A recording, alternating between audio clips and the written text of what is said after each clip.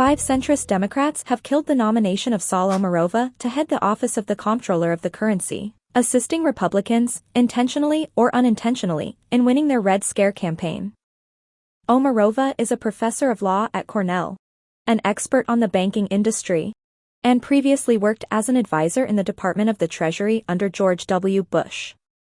Despite her qualifications, Republicans have focused on her heritage as their main line of attack. Omarova was born in the Kazakh Soviet Socialist Republic and attended Moscow State University. She moved to the States in 1991, earning a Ph.D. in political science and a Juris Doctor law degree. The right-wing media has been against her nomination from the start. Fox News ran a story bragging that Omarova could be the next Biden nominee to go down, alongside a large photo of Marx. Bill O'Reilly proclaimed that what this woman wants is communism. Real Clear Politics ran a headline reading, "Biden is nominating Soviet-trained radicals now." The Wall Street Journal editorial board asserted that her radical ideas might make even Bernie Sanders blush, and that she still believes the Soviet economic system was superior.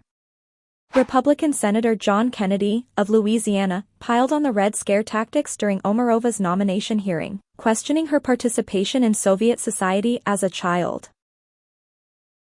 Well, the formal name of it is the Leninist Communist Young Union of the Russian Federation, and it's also known as the Leninist Komsomol of the Russian Federation, and it's commonly referred to as the Young Communists. Were you a member? Senator, I was born and grew up in the Soviet Union. Yes, ma'am, but were you a member of that organization? Everybody in that country was a member of the Komsomol, which was the Communist Youth Organization, because so you were a member? That was a part of normal progress in school. Have you resigned? From the youth? From the Young Communists?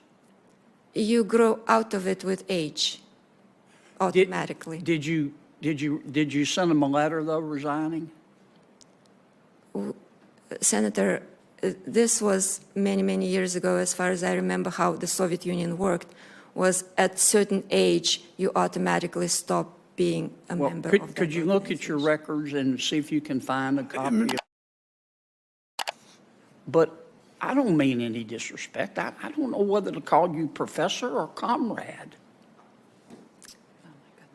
Senator, I'm not a communist. I do not subscribe to that ideology. I could not choose where I was born. Days after Kennedy went full Joseph McCarthy, 5 Democrats reportedly declared their opposition to Omarova's confirmation, effectively sinking her nomination.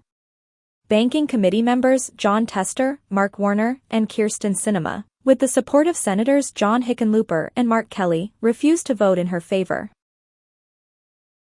Why would Democrats assist the GOP in killing Omarova's nomination? The answer lies in the banking industry, which is hell-bent on avoiding a tough regulator sure to shake things up. Democratic Senator Elizabeth Warren perceptively brought up this point during her hearing. Professor Omarova, I know that the giant banks object to your willingness to enforce the law to keep our system safe, and that you may cut into big bank profits. So they and their Republican buddies have declared war on you. The attacks on your nomination have been vicious and personal. We've just seen them. Sexism, racism, pages straight out of Joe McCarthy's 1950s Red Scare tactics.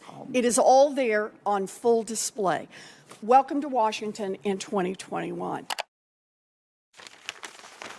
Senate Republicans blocked the nomination of Dilaver Syed, a Pakistani-American businessman, for the 5th time last week. Syed was nominated to the number 2 spot in the Small Business Administration.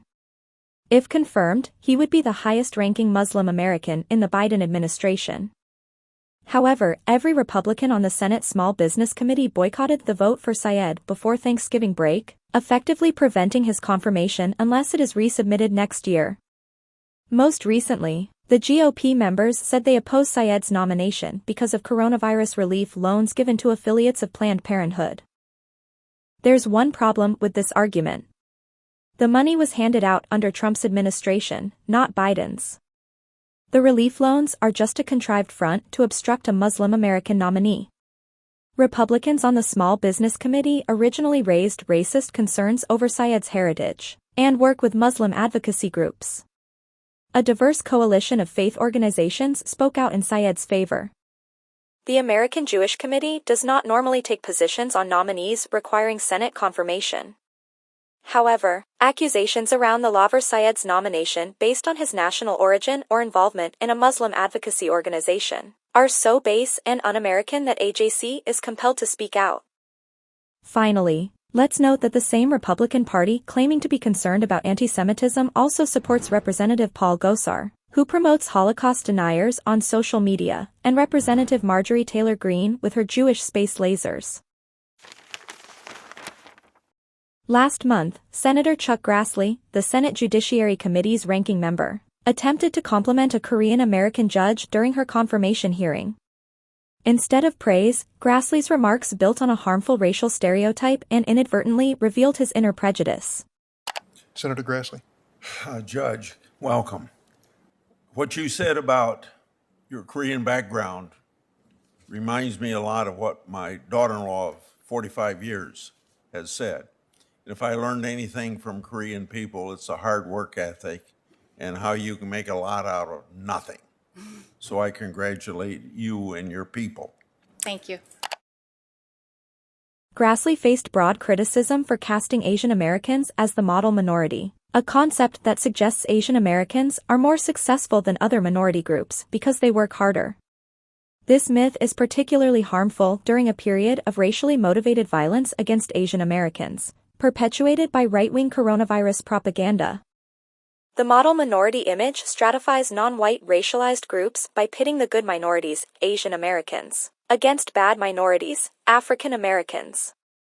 But both communities are systematically deemed divergent from the white cultural norm or othered. Further, this drives a wedge in a long history of cross-racial solidarity between Black and Asian American communities. Our research shows that the model minority myth does three things.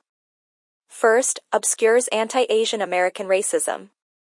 Second, renders Asian Americans invisible to broader society. And third, implies that Asian Americans don't need anti-racist programs. In a viral video over Thanksgiving, Representative Lauren Boebert added to her pile of Islamophobic comments, implying that Representative Ilhan Omar is a terrorist.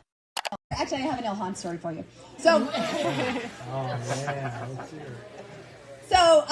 the other night on the House floor was not my first Jihad Squad moment.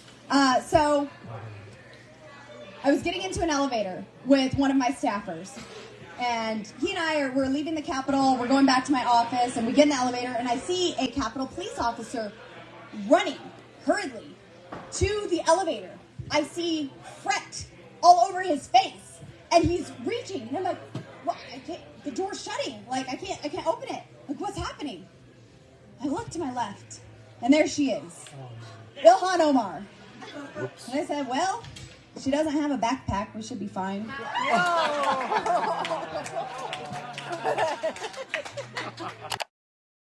Republican leaders, like Representative Kevin McCarthy, were silent. This whole story is made up, Omar said on Twitter. Anti-Muslim bigotry isn't funny and shouldn't be normalized. Congress can't be a place where hateful and dangerous Muslim tropes get no condemnation. The Republican Party is relying on dog-whistle race-bait politics to energize their base ahead of 2024. It's an age-old tactic, going back to the Civil War, because it is so effective. Look a little deeper, though, and you'll find that politics of racial division are actually aimed at dividing the working people. Division limits power and distracts from true motivations. Donald Trump won over white working-class people with racial appeals, and then passed tax cuts for the rich and deregulation for the CEOs. Visionaries like Dr. Martin Luther King Jr. understood the true aim of race-bait politics better than most. His Poor People's Campaign was a broad coalition that demanded economic and human rights for poor Americans of diverse backgrounds. King focused on our similarities, not our differences. Thank you for watching. If this video has been at all helpful or informative, please consider supporting me on Patreon.